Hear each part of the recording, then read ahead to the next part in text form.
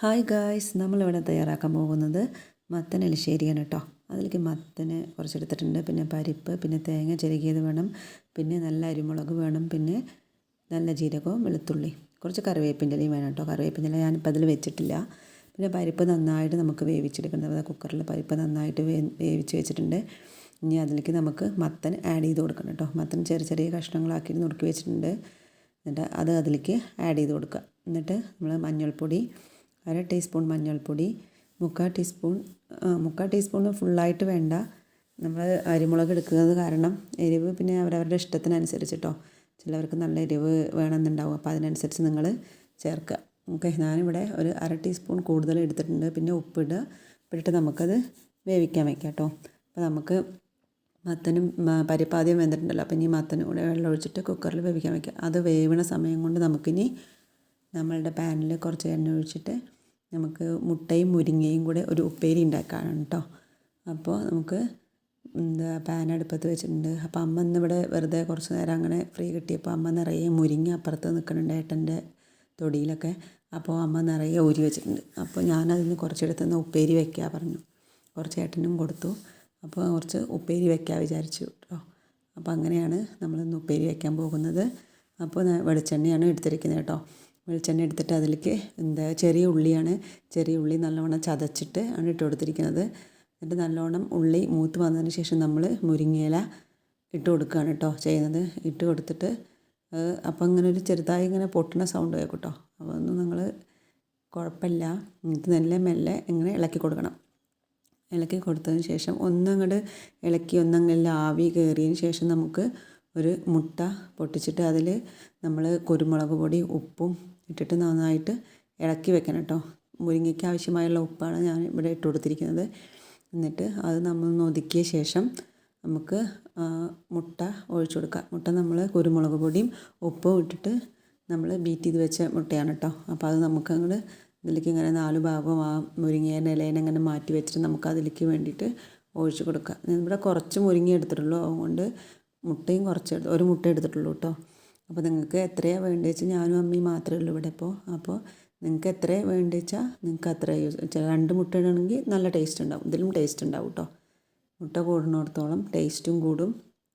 അപ്പോൾ ഇവിടെ മുരിങ്ങേൻ്റെ ഇല കുറച്ചേ ഉള്ളൂ, അത് കാരണം ഞാൻ ഒരു മുട്ട എടുത്തിട്ടുള്ളൂ കേട്ടോ. ഓക്കെ, എന്നിട്ടത് നന്നായിട്ട് ഇളക്കി കൊടുക്കണം. ഇപ്പോൾ അടി പിടിക്കരുത്, നന്നായിട്ട് ആ മുരിങ്ങേൻ്റെ ഇല ഇങ്ങനെ കട്ടയായിട്ട് കിടക്കുന്നുണ്ടാവും, അതൊക്കെ ഒന്നിങ്ങനെ വേർപ്പെടുത്തി കൊടുക്കുന്ന രീതിയിൽ ഇങ്ങനെ ഇളക്കണം. ഇതുപോലെ അങ്ങനെ വേറായിട്ട് നിൽക്കണം കേട്ടോ. അങ്ങനെ ഉപ്പേരി റെഡിയായി. അപ്പോഴേക്കും നമ്മുടെ മത്തൻ നല്ലോണം കുക്കറിൽ നല്ല വെന്ത് വന്നിട്ടുണ്ട്. അപ്പോൾ നമുക്ക് അതിലേക്ക് തയ്യാറാക്കി വെച്ചിരിക്കുന്ന അരപ്പ് ഒഴിച്ചു കൊടുക്കാം. ഓക്കെ, അപ്പോൾ അരപ്പ് ഞാൻ ഒഴിച്ചു കൊടുക്കുന്നുണ്ട്. അരപ്പ് ഒഴിച്ചതിന് ശേഷം ഒന്ന് തിളയ്ക്കണം കേട്ടോ. തിളച്ചതിന് ശേഷം മാത്രമേ നമ്മൾ വാങ്ങി വയ്ക്കാൻ പാടുള്ളൂ, അല്ലെങ്കിൽ നമ്മുടെ കറി പെട്ടെന്ന് ചീത്തയായി പോകും കേട്ടോ. അപ്പോൾ അത് നന്നായിട്ട് ഒന്ന് ഇതുണ്ടോ തിള വരുന്നുണ്ടോ. അപ്പോൾ ഈ തിള വന്നതിന് ശേഷം മാത്രമേ നമ്മൾ കറി വാങ്ങി വയ്ക്കാൻ പാടുള്ളൂ കേട്ടോ. വാങ്ങി വെച്ചതിന് ശേഷം നമുക്ക് ചെറിയൊരു പാൻ വെച്ചിട്ട് അത് എങ്ങനെയാണ് കടുക് വറക്കണമെന്ന് നോക്കാം. ഓക്കെ, അപ്പോൾ അതിലേക്ക് വെളിച്ചെണ്ണയാണ് യൂസ് ചെയ്തിട്ടുള്ളത്. വെളിച്ചെണ്ണ എടുക്കുക, എന്നിട്ട് കുറച്ച് കടുക് ഇട്ട് കൊടുക്കണം. കടുകൊന്ന് പൊട്ടി വരുമ്പോൾ കുറച്ച് ചെറിയ ഉള്ളിയാണ് അരിഞ്ഞത് ഇട്ട് കൊടുക്കുക. ചെറിയ ഉള്ളി ഒന്ന് മൂത്ത് വരുമ്പോൾ നമുക്ക് കുറച്ച് തേങ്ങ ചിരവിയതും നമ്മൾ കുറച്ച് മാറ്റി വെച്ചിട്ടുണ്ടായിരുന്നു, ആ തേങ്ങ ചിരവിയതും കൂടെ നമ്മൾ അതിൽ ഇട്ട് കൊടുക്കണം. എന്നിട്ട് നന്നായിട്ട് ആ തേങ്ങ ഒന്ന് ബ്രൗൺ കളറാവുന്നത് വരെ നമ്മൾ ഇളക്കിക്കൊണ്ടിരിക്കണം കേട്ടോ. ബ്രൗൺ കളറായി കഴിഞ്ഞാൽ അതിലേക്ക് കറിവേപ്പിൻ്റെ ഇല ഇട്ട് കൊടുക്കുക. കറിവേപ്പിൻ്റെ ഇലയും പിന്നെ വറ്റൽമുളകില്ലേ, ഉണക്കമുളക്, ഇവിടെ വറ്റൽമുളക് എന്നാണ് പറയാറ്. അപ്പോൾ ആ ഉണക്കമുളകും ഇട്ട് കൊടുത്തതിന് ശേഷം നമുക്ക് അത് കറിയിലേക്ക് ഒഴിക്കുക. ഓക്കെ, അപ്പോൾ ഇതവിടെ കറി റെഡി ആയിട്ടുണ്ട്. ഇനി ലാസ്റ്റ് നമുക്ക് എന്ത് ചെയ്യുക, കുറച്ച് പഞ്ചസാര, ഒരു ടേസ്റ്റിന് വേണ്ടിയിട്ടാണ്. കുറച്ച് മധുരമാണ്, നമ്മൾ എലിശ്ശേരി കുറച്ച് മധുരമല്ലേ ഉണ്ടാവുക. അപ്പോൾ അതിന് കുറച്ച് ആകുമ്പോൾ തന്നെ മധുരം ഉണ്ടായിരിക്കും, എന്നാലും നമ്മൾ കുറച്ച് പഞ്ചസാര അതിൽ നമുക്ക് മുകളിലിങ്ങനെ ഇട്ടൊന്ന് ഇളക്കി കൊടുക്കുക. അത് ചൂടിനെ തന്നെ ഇട്ട് കൊടുക്കണം കേട്ടോ, അല്ലെങ്കിൽ നമ്മൾ അലിയാണ്ട് അങ്ങനെ കിടക്കും. കുറച്ച് കഴിഞ്ഞിട്ട് ഇട്ട് കൊടുത്താൽ പറ്റില്ല. അപ്പോൾ ചൂടാവുമ്പോൾ തന്നെ, കറി നല്ല ചൂടുള്ളാവുമ്പോൾ തന്നെ നമുക്കത് ഇട്ട് കൊടുക്കണം കേട്ടോ. അപ്പോൾ ഓക്കെ, നമ്മുടെ എലിശ്ശേരി ഇവിടെ തയ്യാറായി കഴിഞ്ഞു. ഇനി എന്തൊക്കെയാണ് ഇന്നത്തെ ഉച്ചയ്ക്ക് ഊണിന് നമുക്ക് നോക്കാം. ചോറുണ്ട്, അതിലേക്ക് നമ്മൾ ഇപ്പം ഉണ്ടാക്കിയ എലിശ്ശേരി ഒഴിച്ചു കൊടുത്തിട്ടുണ്ട്. പിന്നെ നമ്മൾ രാവിലെ ഇന്ന് പയറുകറിയായിരുന്നു, പുട്ടും പയറുകറിയായിരുന്നു. അപ്പം മോൾക്ക് കൊണ്ടുപോകാൻ ഞാൻ അതിൽ നിന്ന് കുറച്ച്, അവൾക്ക് ഇഷ്ടമാണ് ചെറുപയർ ഉപ്പേരി, അപ്പോൾ അതൊന്ന് കുറച്ച് ഉപ്പേരിയാക്കി വെച്ചിട്ടുണ്ടായിരുന്നു. അങ്ങനെ അപ്പോൾ ആ ഉപ്പേരിയും വെച്ചിട്ടുണ്ട്. പിന്നെ നമ്മൾ മുട്ട ഓംലേറ്റും വെച്ചിട്ടുണ്ട് കേട്ടോ. ഓക്കെ. പിന്നെ നമ്മുടെ അച്ചാറും, അതായത് നമ്മുടെ പാവയ്ക്ക അച്ചാറും ഉണ്ട്. അപ്പോൾ ഇത്രയുമാണ് ഇന്നത്തെ വിഭവങ്ങൾ.